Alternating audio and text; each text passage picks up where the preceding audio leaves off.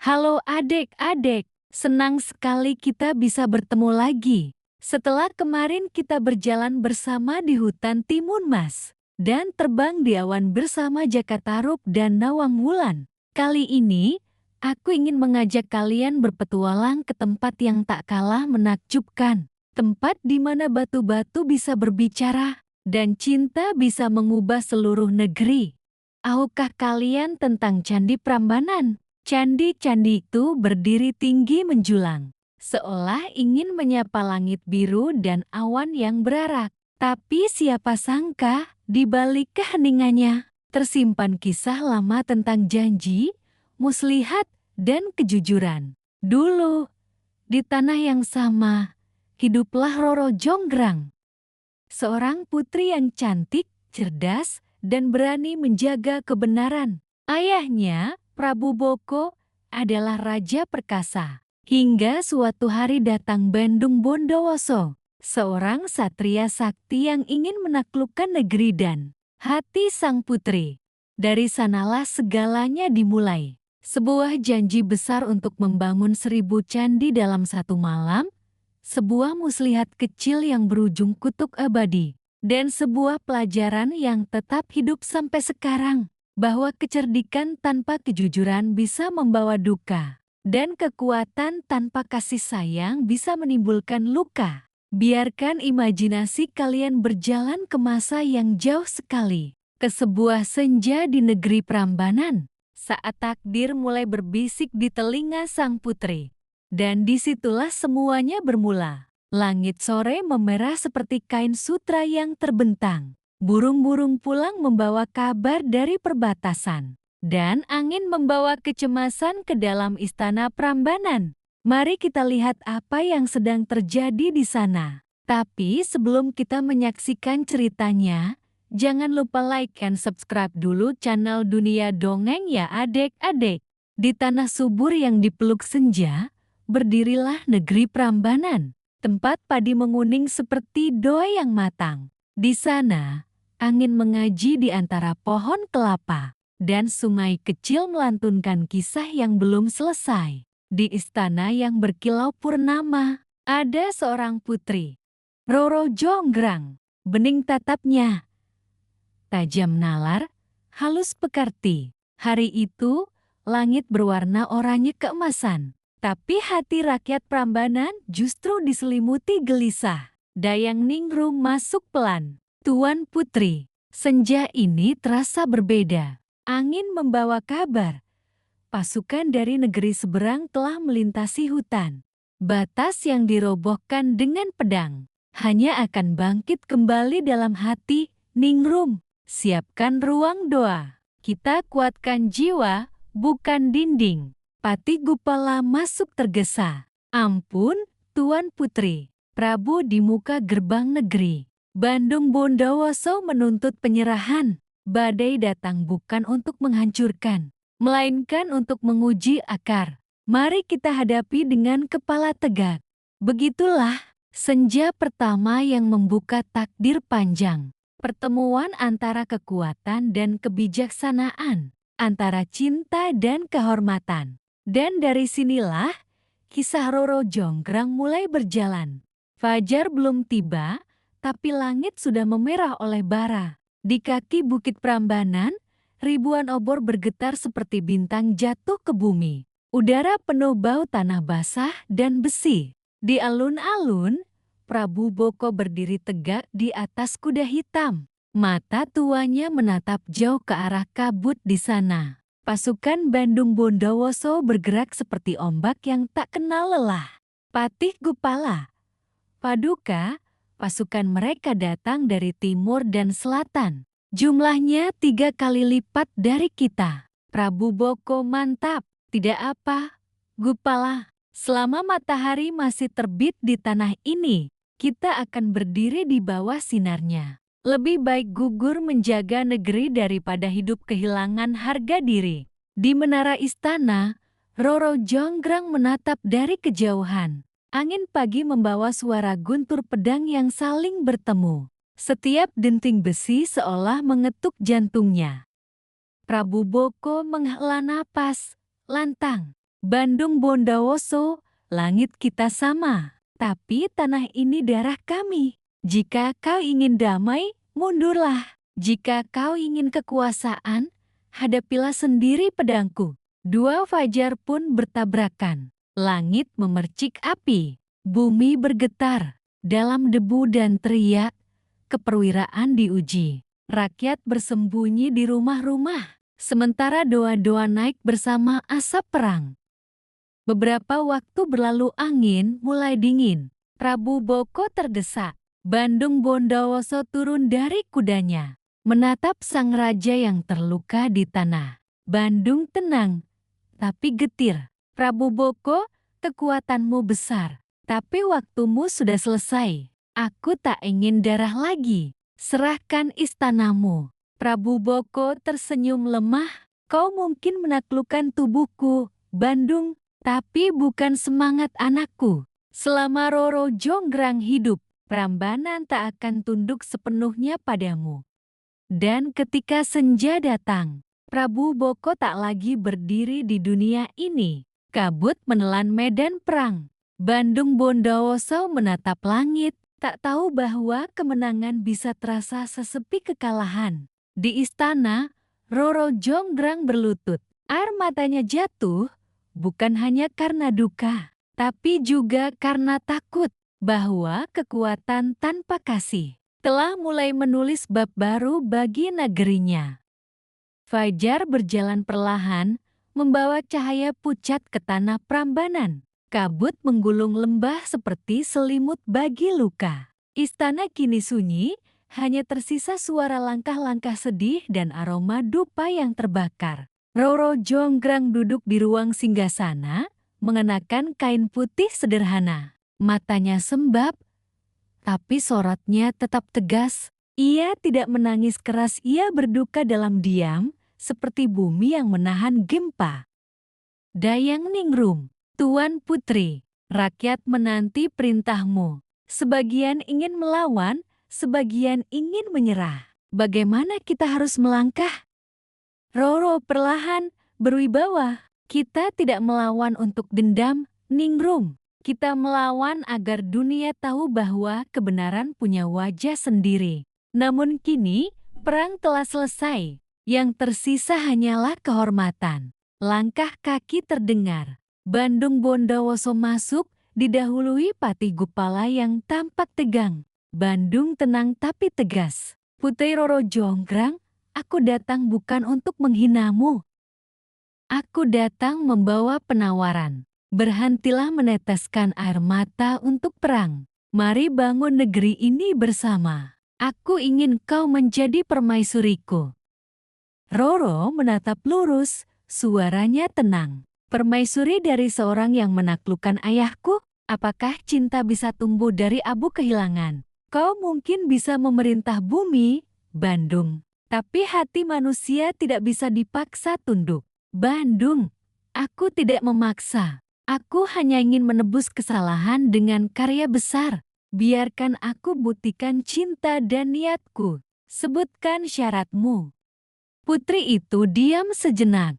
Pikirannya berjalan seperti sungai yang mencari muara. Ia tahu tak ada jalan mudah, tapi ada cara untuk menguji. Roro lembut tapi tajam.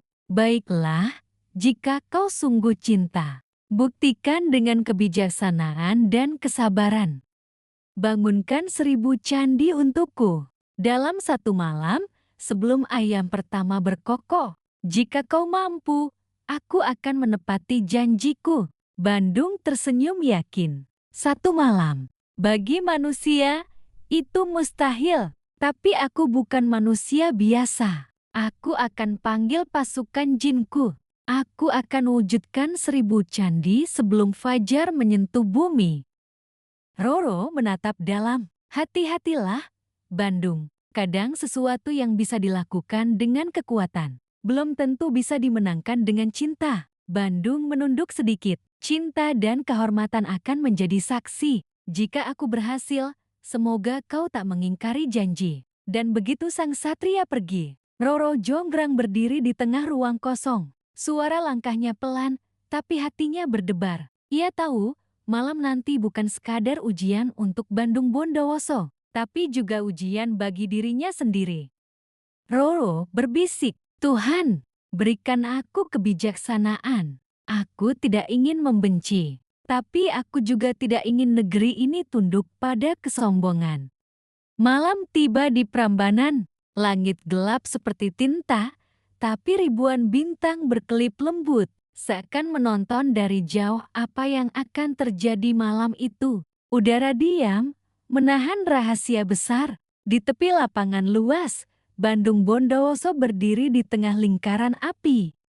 Tangannya menulis mantra di udara. Suara asing menggema antara bisikan dan gemuruh. "Bandung mantap! Wahai makhluk penunggu bumi dan langit, datanglah kepadaku malam ini. Aku memanggil kalian bukan untuk kejahatan, tapi untuk menepati janji seorang lelaki pada cinta." Suara angin berdesir, kemudian berputar cepat. Asap muncul, cahaya berkelip. Para jin hadir dengan bisikan bergema. "Jin utama, Tuan Bandung, kami mendengar panggilanmu. Apa kehendakmu malam ini? Bandung, bangunlah 1000 candi di tanah Prambanan. Gunakan batu dari gunung, pasir dari sungai, dan cahaya bulan sebagai pemandu. Selesaikan sebelum fajar tiba." Jin utama membungkuk, "Perintahmu adalah angin. Kami akan bekerja secepat bayangan. Namun, ingatlah, Tuan, bila fajar menyentuh bumi, kami tak bisa lagi membantu." "Bandung, aku tahu. Fajar akan menjadi saksi keberhasilan kita." Dan dimulailah malam yang tak akan pernah dilupakan dunia. Batu-batu terangkat dari bumi seperti menari, menyusun dinding demi dinding, menegakkan menara demi menara. Suara pukulan batu menjadi musik ajaib. Rakyat paduan suara lembut, batu-batu bergerak, angin berputar. Candi-candi lahir dari rahim malam. Dari kejauhan, Roro jonggrang melihat dari balkon istana. Matanya memantulkan cahaya bulan. Ia terdiam antara takjub dan cemas. Roro pelan, hampir berbisik. "Begitu cepat, begitu hebat. Apakah aku membuat janji yang terlalu berani? Ningrum? Dayang Ningrum, putriku, jangan takut. Yang mustahil bagi manusia, mungkin mudah bagi mereka. Tapi ingatlah, setiap kekuatan punya batas. Jika mereka berpacu melawan waktu, mungkin kita hanya perlu sedikit kecerdikan." Jam demi jam berlalu. Candi-candi tumbuh dari tanah seperti tunas batu. 1, 2, 3, hingga 999. Bandung bersemangat. "Cepat, hanya satu lagi. Satu candi terakhir sebelum ayam pertama berkokok." "Jin utama, kami akan menyelesaikannya, Tuan. Asal fajar belum datang." Di atas sana, bintang mulai pudar. Langit timur berubah sedikit pucat. Roro jonggrang menatap waktu yang semakin tipis. Ia sadar, bila membiarkan Bandung menang, ia harus menikahi pembunuh ayahnya. Dan jika ia menolak, seluruh negeri bisa kehilangan kebebasan. Roro tegas, "Ningrum, saatnya. Kita tidak boleh menyerah pada kesombongan, meski kita hanya punya akal dan keberanian." Malam belum benar-benar habis. Bulan masih bergantung di langit, tapi bintang mulai sembunyi satu persatu. Dari jauh, suara palu dan batu masih berdentang. Bandung Bondowoso dan pasukan jinnya hampir menyelesaikan tugas mustahil itu. Sementara itu, di dalam istana Prambanan, cahaya obor menari di dinding dapur. Roro jonggrang berdiri di depan lesung padi. Wajahnya teduh tapi matanya bergejolak. "Ningrum, lihatlah, hanya tinggal satu candi lagi dan semua selesai. Jika Bandung berhasil, aku harus menepati janjiku. Tapi bagaimana aku bisa mencintai seseorang yang datang dengan pedang dan membawa duka?" Dayang Ningrum lembut, menenangkan. "Putriku, cinta dan kebijaksanaan kadang berjalan di jalan yang berbeda. Kau bukan hendak menipu. Kau hanya ingin menyelamatkan kehormatan ayahmu dan negeri ini, Roro. Tapi muslihat tetaplah muslihat. Ningrum, aku takut kesalahan kecilku menjadi dosa besar. Dayang, tidak, Tuan Putri, kau melawan bukan dengan amarah, melainkan dengan akal dan doa. Mungkin Tuhan memberi jalan lain bagi yang tak punya kekuatan selain pikiran. Dayang Ningrum lalu menyiapkan lesung dan alu. Tangannya cekatan, wajahnya tegas. Ia memukul padi, dag, dag, dag. Suara itu bergema menembus dinding istana, meniru bunyi pagi. Dag, dag, dag. Kemudian disusul suara ayam koko-koko. Roro, cepat, nyalakan semua obor di jalan istana. Buat cahaya seperti mentari. Bangunkan ayam-ayam di kandang, biar mereka bernyanyi menyambut fajar yang belum datang.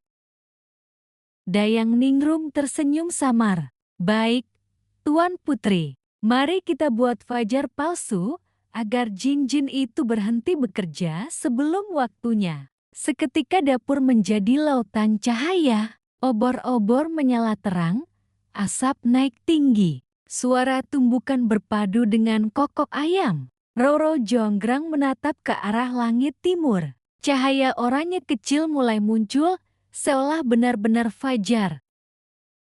Roro berbisik pelan, maafkan aku, Bandung, tapi jika aku diam, maka aku akan kehilangan semua yang harus kulindungi. Di luar sana, para jin terhenti. Mereka menatap langit yang tampak terang. Ketakutan menjalar seperti kabut di kaki gunung. Jin utama berteriak, "Fajar, fajar sudah tiba. Perjanjian kita berakhir, Tuan Bandung, kami harus pergi." Gema suara jin memudar. Angin berhenti. Batu-batu terhenti di udara dan jatuh perlahan ke tanah. Bandung Bondowoso kaget, menatap langit. Tidak, ini belum fajar. Belum, kita hanya kurang satu candi lagi. Tapi langit tak menjawab. Para jin menghilang satu persatu, meninggalkan Bandung Bondowoso sendirian. Di tengah hamparan 999 candi yang berdiri sunyi di bawah cahaya oranye palsu. Cahaya menurun perlahan, musik berubah sendu, dan disinilah takdir mulai berbalik arah. Keajaiban yang nyaris sempurna berubah menjadi luka kecil, yang sebentar lagi akan tumbuh menjadi kutukan besar.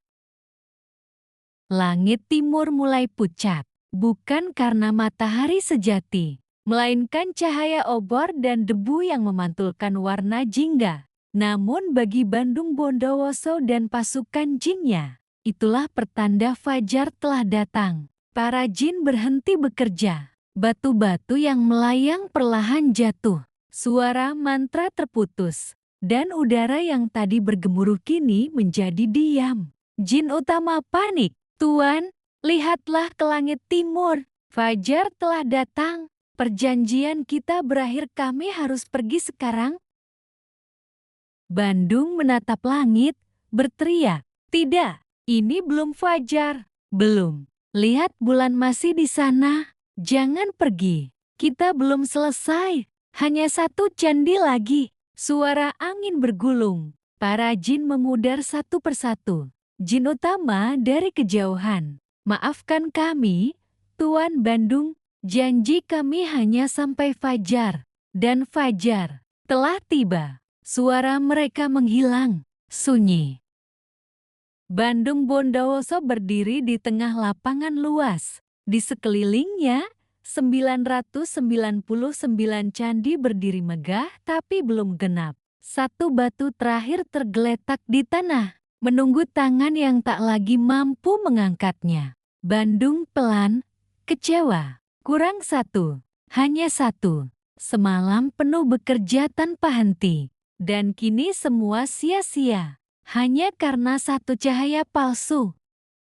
Langit semakin terang. Bukan karena matahari, tapi karena muslihat kecil yang lahir dari hati seorang putri yang tak ingin menyerah pada kesombongan. Bandung berjalan pelan menuju istana.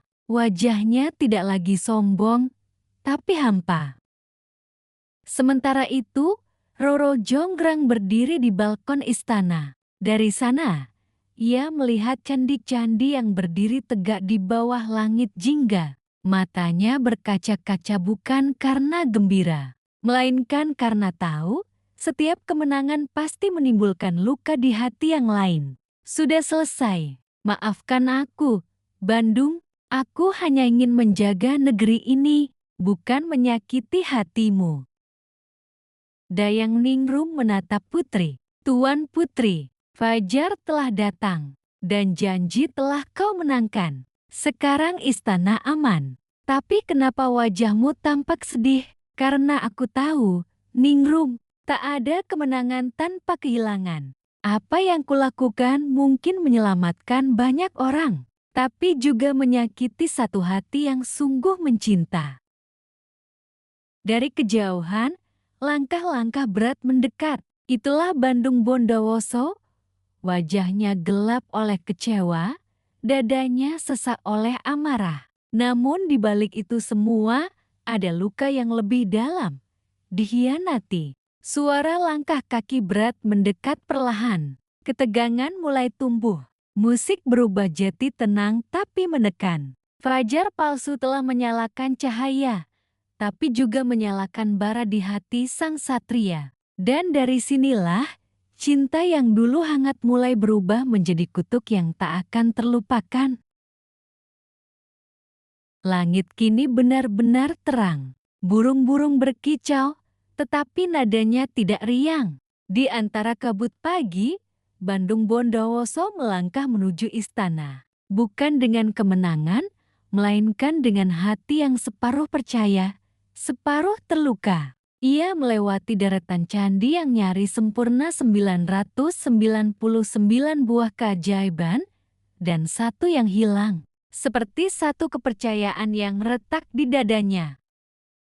Di aula istana, Roro Jonggrang telah menunggu. Ia tak lagi bersembunyi di balik tirai, wajahnya tenang, tapi sorot matanya menyimpan badai kecil. Bandung dengan nada berat, Roro Jonggrang, apakah ini caramu menjawab cintaku? Aku membangun dunia untukmu, namun kau menghancurkannya dengan satu kebohongan. Roro tetap lembut. Aku tidak ingin menghancurkan, Bandung.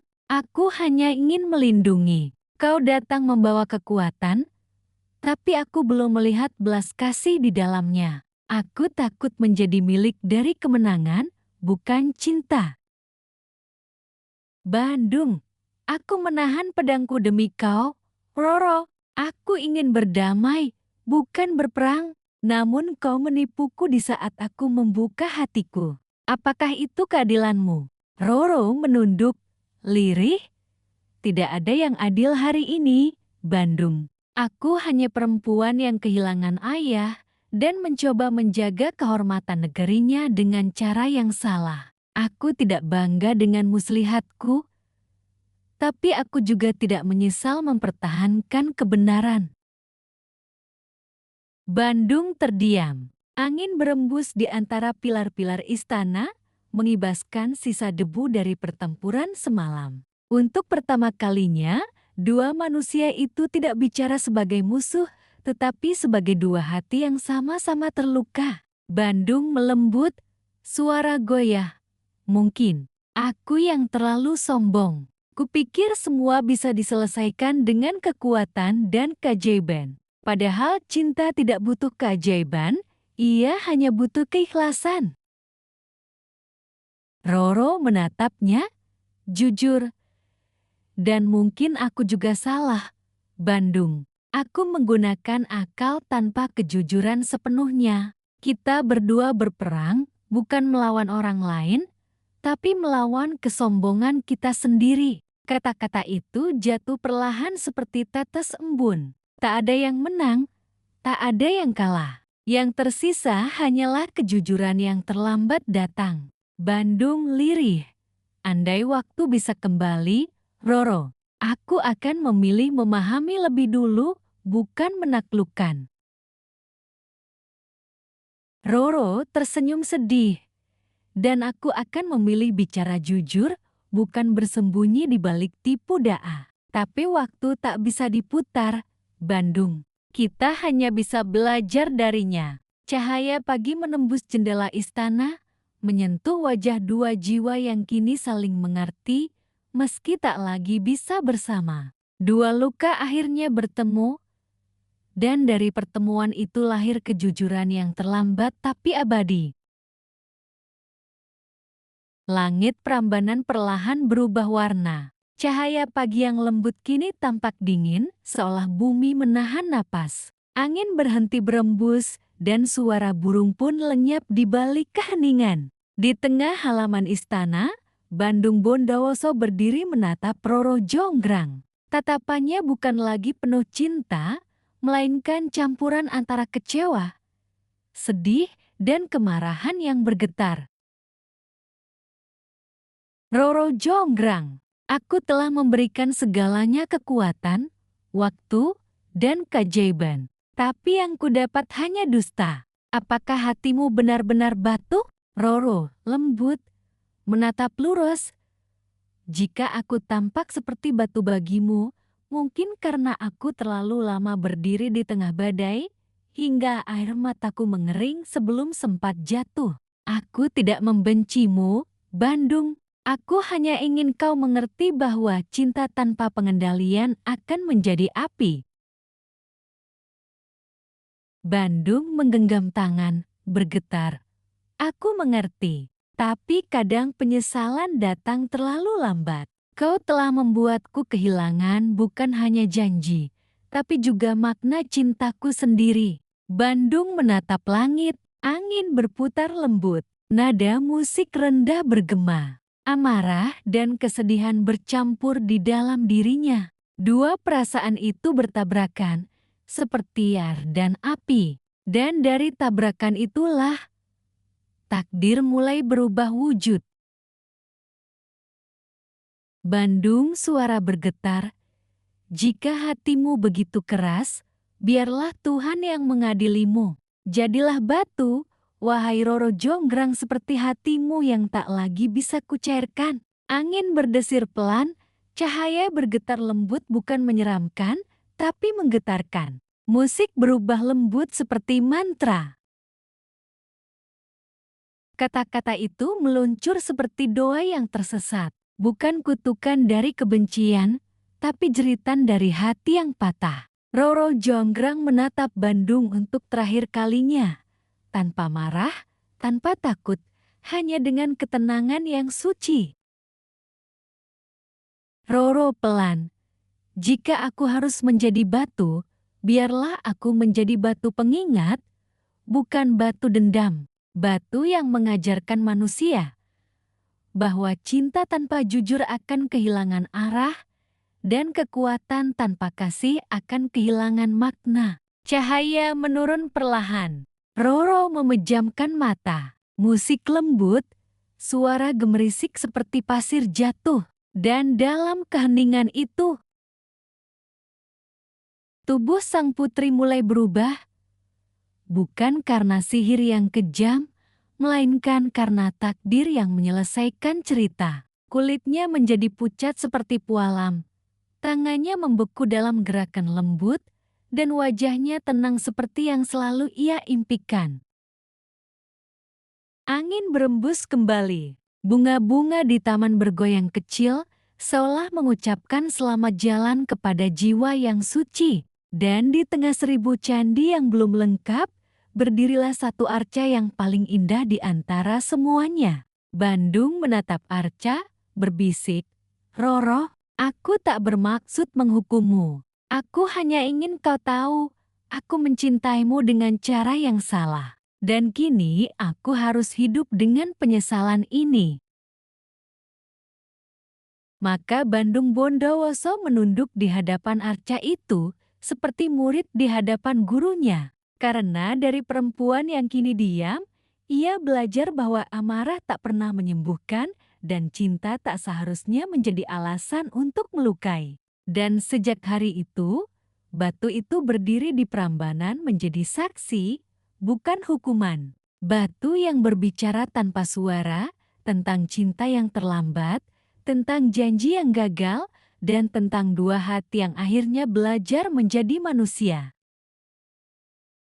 Pagi berikutnya datang dengan lembut. Kabut turun perlahan menutupi halaman istana. Burung-burung bertengger di atas candi-candi yang baru, sementara embun menggantung di setiap daun seperti air mata kecil dari langit. Rakyat Prambanan datang berduyun-duyun ke istana. Mereka tak lagi mendengar suara Putri Roro Jonggrang, tak ada tawa, tak ada perintah. Yang mereka lihat hanyalah sebuah arca batu yang berdiri anggun di tengah halaman. Rakyat satu pelan, penuh haru. Lihatlah, wajahnya begitu indah, tapi matanya seolah menyimpan kisah yang belum selesai. Rakyat dua, itu putri kita, Roro Jonggrang. Dia tak lagi berbicara, tapi aku bisa merasakan kebaikan dari diamnya. Mereka berlutut di hadapan batu itu, sebagian menangis, sebagian berdoa. Tak ada yang mengeluh, karena mereka tahu, diam itu bukan akhir, tetapi cara putri mereka berbicara tanpa suara. Dayang Ningrum dengan suara bergetar, "Tuanku, kini engkau benar-benar tenang. Kau tak lagi harus memilih antara cinta dan tanggung jawab. Tapi kami-kami yang hidup akan selalu mengingat pilihanmu." Patih Gupala, benar, Dayang. Kita kehilangan pemimpin yang berani dan bijak. Namun, lihatlah negeri ini tenang dan aman. Kadang keheningan meninggalkan jejak yang lebih dalam daripada 1000 kata yang diucapkan. Hari berganti minggu, minggu berganti bulan. Candi-candi yang dibangun malam itu menjadi tempat suci. Rakyat mulai menyebutnya Candi Roro Jonggrang, tempat di mana batu menjadi guru dan dia menjadi suara hati manusia. Jika kau berdiri di sana saat matahari tenggelam, kau akan melihat wajah batu itu bersinar lembut, seolah menyapa siapapun yang datang dengan niat baik. Ia tidak menghakimi, tidak menakuti, ia hanya mengajarkan arti ketulusan. Rakyat paduan suara lembut.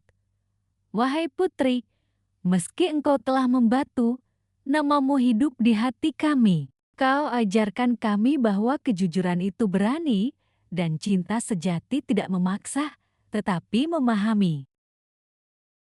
Hari demi hari berlalu, dan di antara candi-candi yang berdiri megah, angin membawa bisikan doa dari rakyat yang datang. Mereka tak lagi takut pada batu, karena mereka tahu batu itu menyimpan cinta dan pengorbanan. Suatu sore yang tenang, seorang lelaki berkerudung gelap datang berjalan sendirian. Langkahnya pelan, wajahnya menunduk. Tak ada pengawal, tak ada pedang.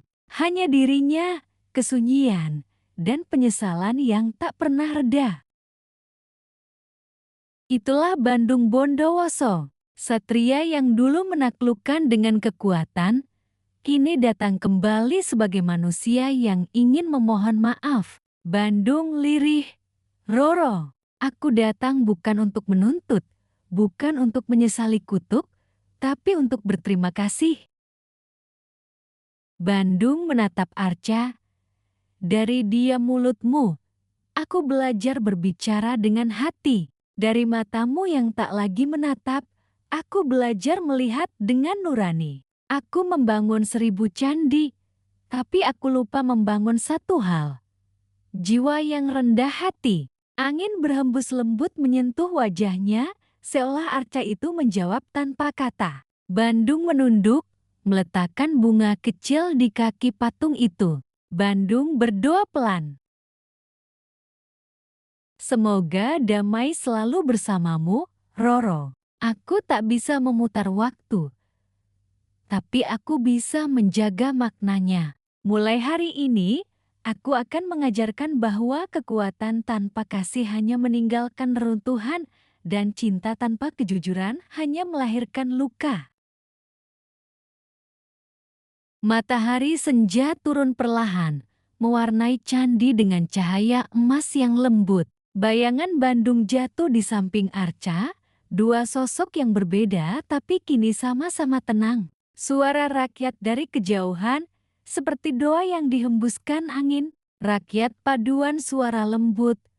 Wahai angin Prambanan, bawalah pesan ini pada masa depan.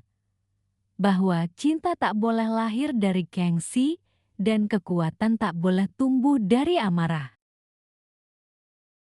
Dan dari sore itu, Bandung Bondowoso tak lagi dikenal sebagai penakluk, melainkan sebagai penyesal yang menjadi pelindung. Ia menjaga candi-candi itu, bukan sebagai simbol kekuasaan, melainkan sebagai persembahan bagi cinta yang telah berubah menjadi kebijaksanaan. Di persimpangan antara cinta dan ego, Bandung Bondowoso akhirnya memilih jalan manusia, jalan maaf, dan pengertian. Dan disitulah kisah cinta yang gagal berubah menjadi legenda yang abadi. Hari-hari di Prambanan kembali tenang. Sawah menghijau lagi, anak-anak berlari di pematang, dan burung-burung mulai membangun sarang di celah-celah candi. Namun, tak seorang pun melupakan kisah tentang Roro Jonggrang dan Bandung Bondowoso. Setiap kali angin bertiup melewati menara batu, suara lembut seperti bisikan terdengar. Ingatlah apa yang telah terjadi di sini.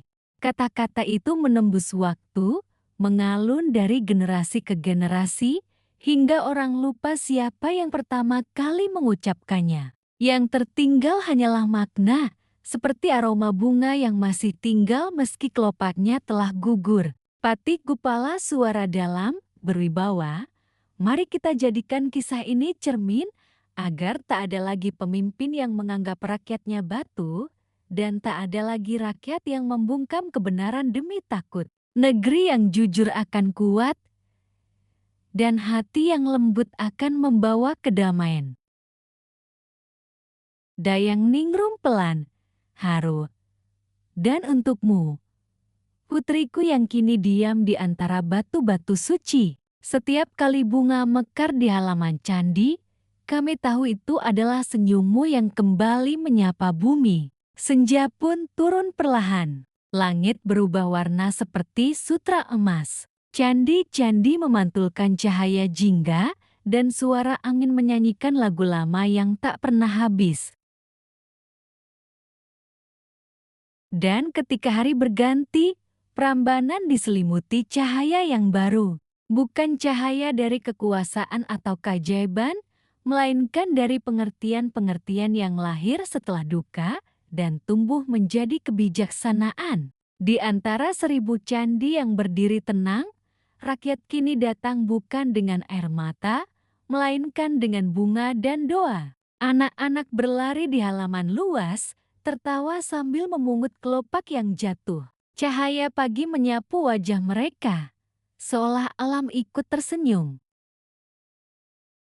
Suara langkah lembut, Dayang Ningrum muncul membawa bunga melati. Dayang Ningrum pelan, penuh kasih, putriku tercinta. Hari ini tanah ini damai, seperti yang kau inginkan. Kami datang bukan untuk berduka, melainkan untuk berterima kasih.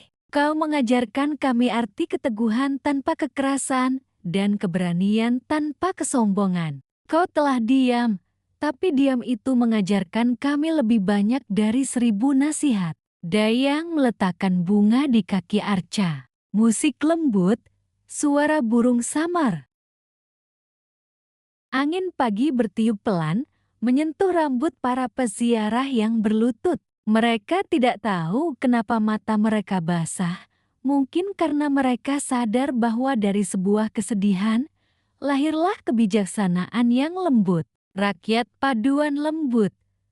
Terima kasih, Roro Jonggrang.